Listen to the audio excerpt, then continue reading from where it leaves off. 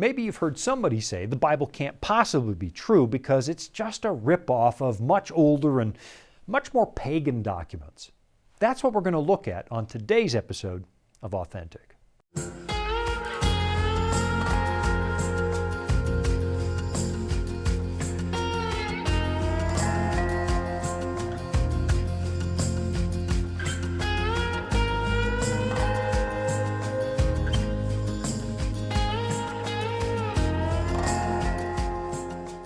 You know, there are all kinds of reasons somebody might question the claims of the Bible or the claims of Christianity, and some of those reasons are perfectly understandable. As one cheesy tabloid used to say, inquiring minds want to know. And if anybody is guilty of questioning just about everything, well, it's me. I'm not about to accept your claims at face value, and I expect that you would do the same. In fact, one of the reasons I do this show is because I'm convinced that the Bible holds up under scrutiny. So obviously, I can deal with honest questions, but what I don't waste my time on is dishonest questioning. And what do I mean by that? Well, I'm talking about the questions that obviously come with an agenda. The asker has already made up his or her mind about what they're going to believe, and there's really nothing I can say that's ever going to change that. In fact, it wouldn't even matter if an angel from heaven suddenly appeared to them. They're still not going to accept what it says in the Bible. There's a certain way of questioning that's really just a game of gotcha, like the questions the Pharisees asked Jesus in an attempt to embarrass him, like this one that you find in John chapter 8, where the Pharisees take a woman they caught committing adultery and they threw her on the ground in front of Christ. "Teacher," they say, "this woman was caught in adultery in the very act," which kind of makes you wonder where the Pharisees happened to be when this was going on. "Now Moses," they said, "in the law commanded us that such should be stoned. But what do you say?" It's really a disingenuous question because they couldn't care less about what happened to the woman. It was a trick question and they thought it had no good answer. If Jesus said they should exercise mercy and let her go, they could run to the Sanhedrin and say that Jesus of Nazareth is undermining the teachings of Moses. But on the other hand, if Jesus said, look, if the law says put her to death, then put her to death, then they could run to the Romans and tell them that Jesus was making decisions about capital punishment. And that was something that the Roman government reserved to itself. So you can see, there was no good answer. And you probably know the rest of the story. Instead of taking the bait, Jesus bent down and started to write in the dirt. Now, the Bible doesn't explicitly tell us what he was writing, but the rest of the passage kind of gives it away. "He who is without sin among you," he said, as he created some of his dirt doodles, "let him throw a stone at her first." Now, we think he was writing, because he was God in human flesh, he was writing a list of the Pharisees' personal sins, their deep, dark secrets. So, what did Jesus do with disingenuous questions? He refused to answer them. And because I tend to use Jesus as a model for how I should conduct myself, I usually refuse to deal with disingenuous questions. If the questions are honest, if they're coming from somebody who's actually trying to understand, I'd probably be all over that, time permitting, because, well, I usually get more questions in a week than I can possibly answer. But if I suspect it's a game of gotcha, I'm not going to play. Except for what we're going to talk about today, because unfortunately, some people have taken the work of disingenuous hucksters and believed it. So these are people who do have honest questions, even though they're questioning something they heard from a really unreliable source. And now I'm talking about this absurd idea that somehow early Christians borrowed their stories from ancient pagan sources. This idea that the gospel accounts found in the Bible are nothing more than a sloppy retelling of the Egyptian god Horus or the Persian god Mithras. It's a claim that falls apart really quickly once you start to actually examine it. But unfortunately, a lot of people just assume that the people teaching this nonsense know what they're talking about. Or worse, they believe this stuff because they saw a video on the internet. And a lot of people still subconsciously assume that if somebody went to the trouble of making a so-called documentary, well, there must be some truth to it. Look, I can tell you, there isn't. What these folks are doing is taking even the slightest parallel, the slightest similarity with pagan belief, and they make it seem very compelling by adding details they quite literally invented. And sometimes they'll throw in something that's actually true to make their claim seem a little more believable. For example, reputable scholars know that we really do have some pagan artifacts in our Christian religion that are cultural hangovers from the years when the pagan Roman Empire was transitioning to Christianity. The Emperor Constantine was the political catalyst for that transition, and from what we can tell, he adopted Christianity as the new state religion because he believed that Christians were so united they could serve as a kind of glue to hold his empire together. Constantine came to power at a time when the Roman Empire was anything but unified. And in the years leading up to his imperial takeover, he had worked with the Emperor Diocletian, a man who ruthlessly persecuted Christians, especially during the decade between 313 and 323 AD.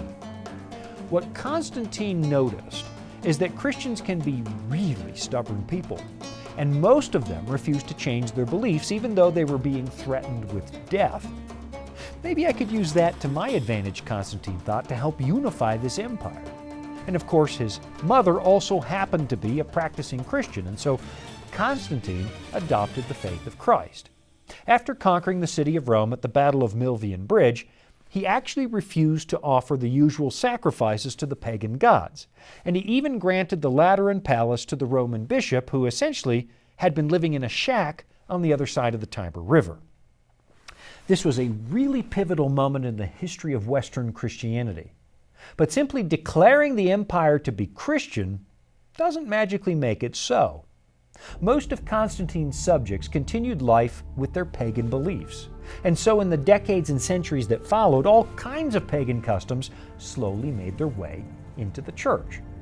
Like December 25, the date we still use to celebrate the birth of Christ. We actually borrowed that date from pagan Roman festivals that were tied to the winter solstice.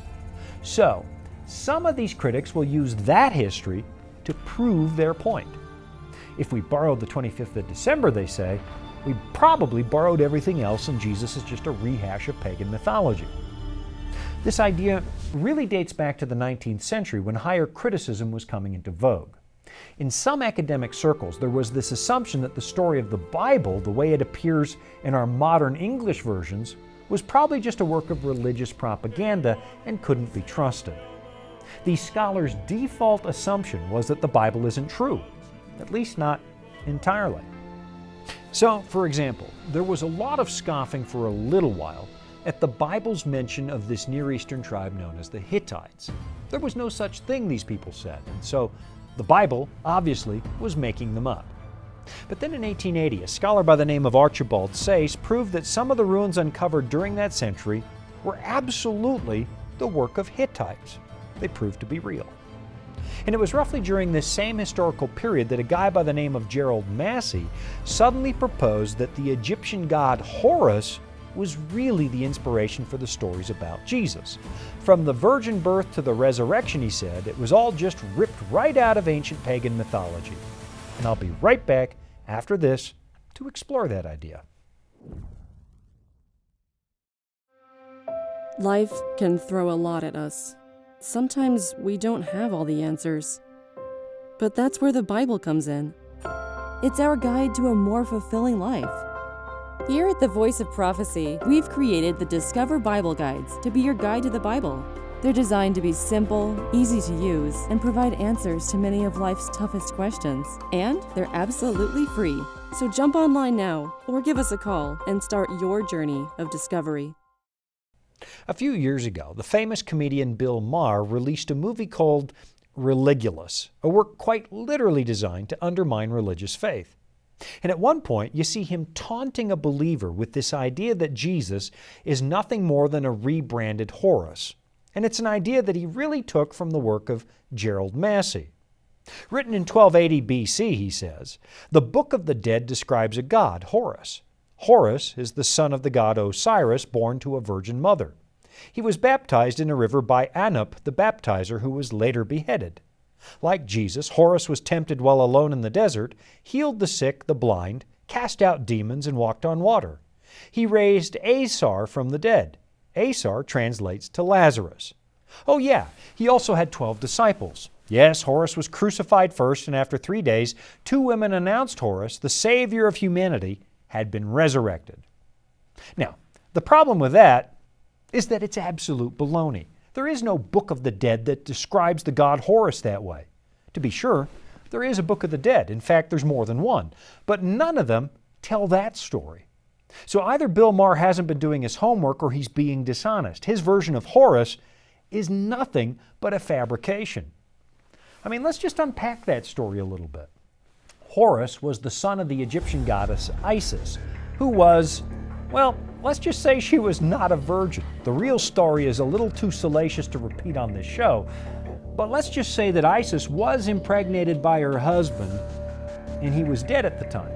So really the only similarity with Jesus is that Horus had an unusual origin. Secondly, there's absolutely no record of a character by the name of Anup the Baptizer anywhere. In fact, the first mention of this guy that I'm aware of is from Gerald Massey back in the 19th century, which makes me suspect he made the story up. Anup is a Coptic name for the Egyptian god Anubis, who never baptized anybody, and he was never beheaded. The story is a complete lie. So, what about the claim that Horus was somehow tempted by the devil in the wilderness?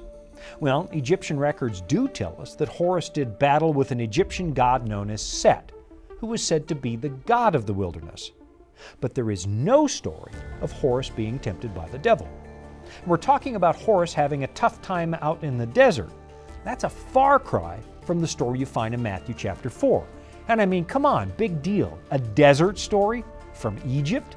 What a surprise. Furthermore, mythology tells us that Horus made peace with Set, which is the opposite of what happened between Jesus and the devil. Horus also never raised a man named Asar from the dead. He never had 12 disciples, or any disciples that we know of.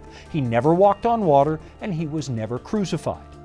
At best, we have a handful of pictures of Horus with his arms spread out, which is not the same thing as a crucifixion. It's just a guy with his arms spread out.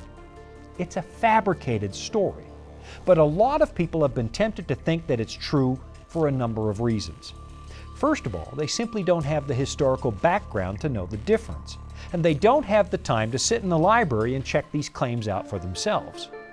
Secondly, because the Bible tells the story of the Israelites coming out of Egypt, it seems plausible to some people that they might have taken some Egyptian religion along with them, which of course, in a small way they did. I mean, they actually built a golden calf in the style of an Egyptian god.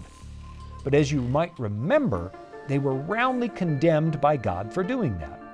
So it seems highly unlikely that the Jews would admit to being punished for a golden calf, but then quietly write the rest of the Bible as a work of Egyptian idolatry. The whole concept doesn't make sense. But then there's a third reason that people might be tempted to believe this stuff, and that's a personal need to dismiss the claims of the Bible. Because if you read the Bible honestly, you quickly discover that it makes some claims on your life. It says that you and I are the work of a creator, and as such, he has some moral claims on this universe. So if what the Bible says is true, it means something about the way you're going to choose to live your life. And after being exposed to what the Bible says, if you really don't like it, you're probably going to leap at any theory that proposes that the claims of the Bible are mere fiction. Now again, I'm not really addressing people who have honest questions, because there are honest questions about the Bible, and I have some myself. But right now, what I'm driving at is people who want the Bible to be falsified for personal reasons. They're not really interested in an honest exploration. So, now let's move on to another claim. And that's this idea that the Jesus story we find in the Bible was stolen from the Roman cult of Mithras, which was really just a reworking of an ancient Persian mystery religion. This is probably one of the most popular versions of the pagan Jesus theory, and so it really merits a little bit of thought. There are a few points of similarity, but they're superficial. The Roman cult of Mithras was really popular from the 1st to the 4th centuries AD. In other words, after Christ, which makes it seem highly unlikely that the Christians actually borrowed their stories from this cult because, well, it's hard to plagiarize something that hasn't happened yet. In reality, it's more likely that the cult of Mithras borrowed some ideas from the Christians, because they came later. But that doesn't stop some people from making the claim. Mithras, they say, was born to a virgin on the 25th of December. He also had 12 disciples, he performed miracles, he was dead for 3 days and then came back to life. So on the surface, it does seem like somebody was plagiarizing. And the skeptics love to say it was the Christians. They just stole the story of Mithras wholesale. But the problem with this theory is it's not true. There is no record of Mithras being born on the 25th of December. And even if there was, that wouldn't mean much because he's a pagan deity. And there's just no question that December 25 was a significant date in the pagan world. The Bible never says Jesus was born on that day. And most Christians are perfectly aware that we borrowed that date from the pagans of Rome. It was a celebration of the return of the sun god, once the days started getting longer again after the winter solstice. But the only connection we even have with that concept is the story that Mithras was a friend of the sun god. Was Mithras born to a virgin? No, absolutely not. Ancient pagan artworks show him being born from a rock with a sword in his hand. There's also no record of Mithras having 12 disciples, although I've been given to understand that we have found one image of Mithras surrounded by the 12 signs of the zodiac. But the only thing that has in common with the biblical story is the number 12. That's a bit of a stretch. I mean, give me a break. Taurus, Leo, and Scorpio are not Peter, James, and John. And this idea that Mithras died and was resurrected on the third day, go look for it. It's a story that doesn't exist anywhere. And so it goes with all the other comparisons. There are people who say that Jesus is just a retelling of the Hindu god Krishna. But about the only thing that Krishna and Jesus have in common is the vague similarity between the words Krishna and Christ. Other people say that the story of Jesus is just a retelling of the Phrygian god Attis, and others say he's just Dionysus. But under even basic scrutiny, all these stories fall apart. They're nothing more than wishful thinking. Listen, across all cultures and all times, there are lots of ideas and experiences that are common to everybody, like the problem of suffering and death or the meaning of life. All of us hurt. All of us weep, and we all experience fear. Once upon a time, most of us had to figure out where our food was going to come from every single day. And if you had a bad harvest, it meant that people were going to starve to death. So really, is it a mystery that so many stories from so many cultures dwell on those themes? Absolutely not. It's exactly what you would expect. I'll be right back after this.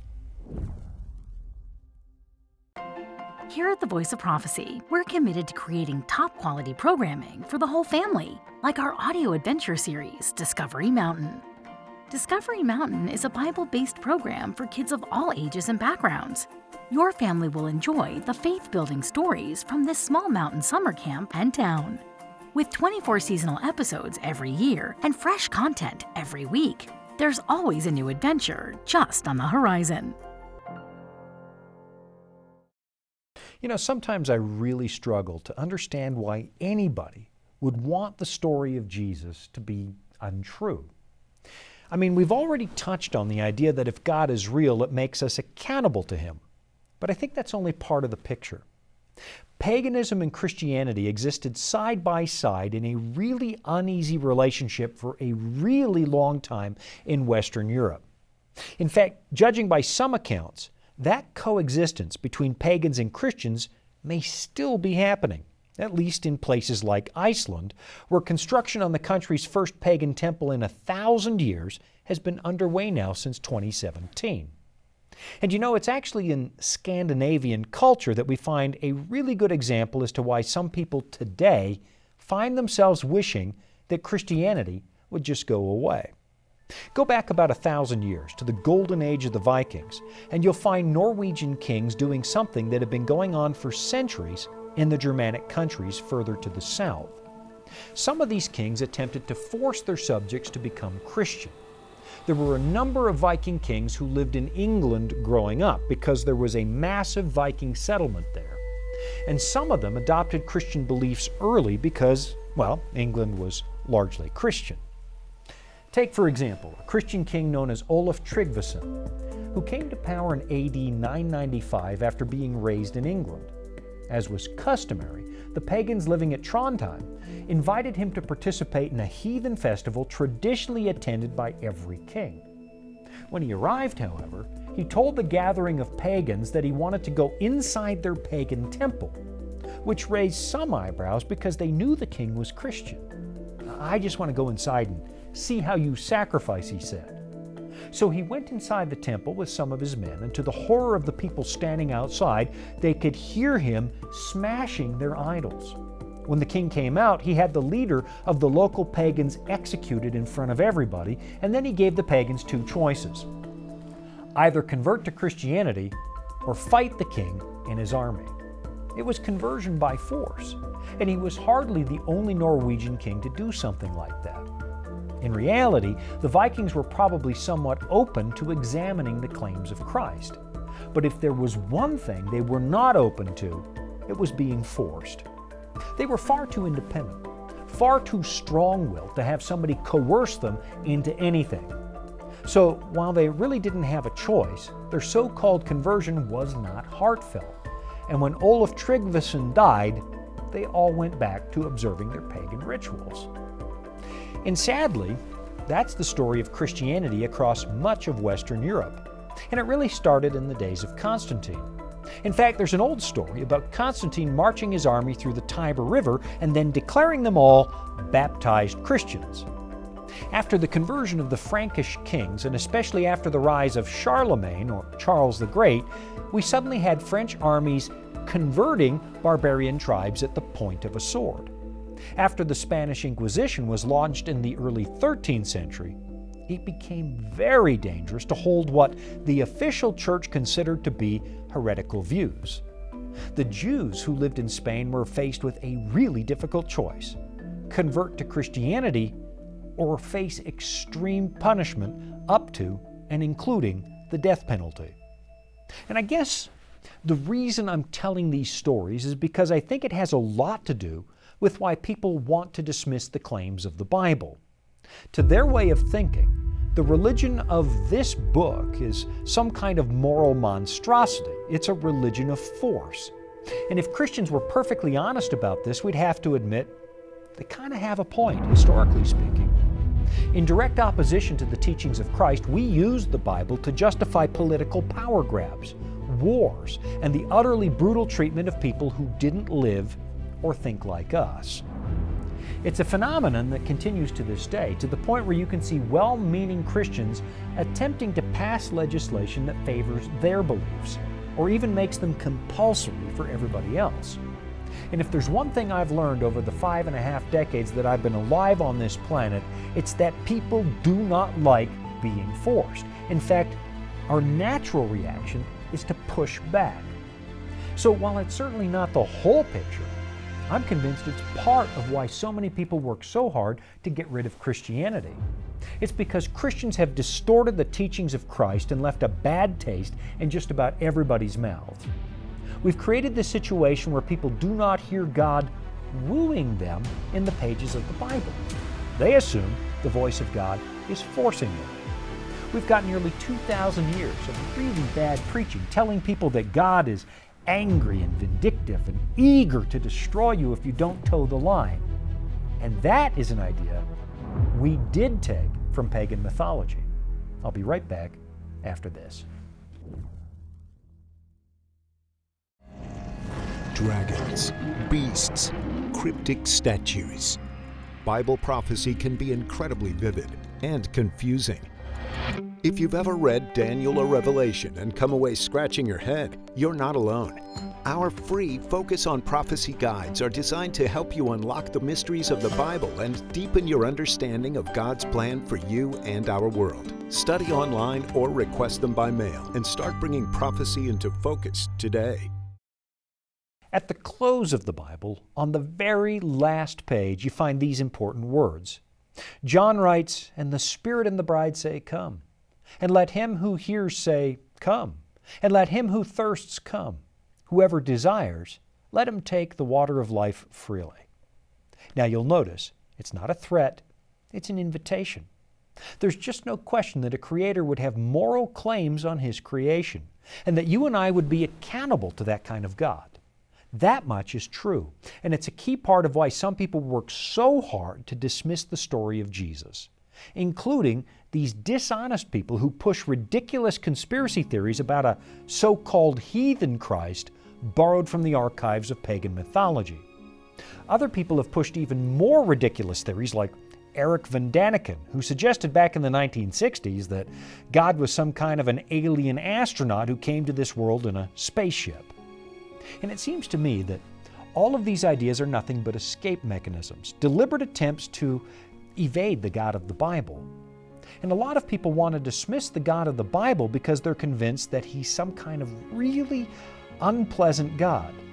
And sometimes they tragically come to that conclusion because of our behavior, the Christians. And here's what I find so terribly unfortunate. If people would only take the time to read the Bible honestly, they'd find a God who defies almost all of our expectations. I mean, yes, he does call sin by its right name, and the human race really does have a very serious moral problem. The Bible doesn't sugarcoat the reality of our fallen nature and our broken relationship with God. It doesn't hold back when it tells us that we're guilty. But at the same time, we find this God of love, a God who was willing to risk everything, and I mean absolutely everything, to save us. You know, there's another thing that happens when you read this book, and I'm going to encourage you to give this a try. I mean, go ahead, read some pagan mythology.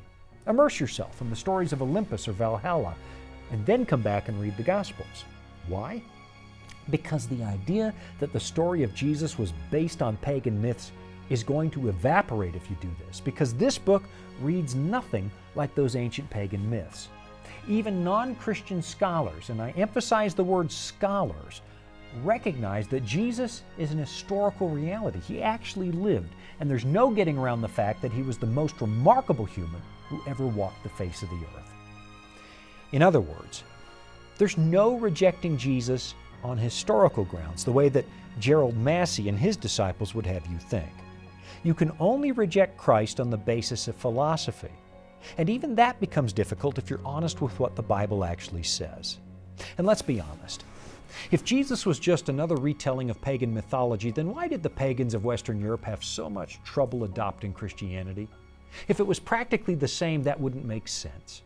So maybe give the Bible another try, and we'll give you a hand if you want. Just go to BibleStudies.com and you'll find a free Bible course we just want you to have. And I think you'll find that the person of Jesus we find in the Bible is worlds apart from the heroes and gods of the pagans. And you'll quickly discover it's not this book telling lies about Jesus. That's the work of the conspiracy theorists. Thanks for joining me. I'm Shawn Boonstra, and you've been watching Authentic.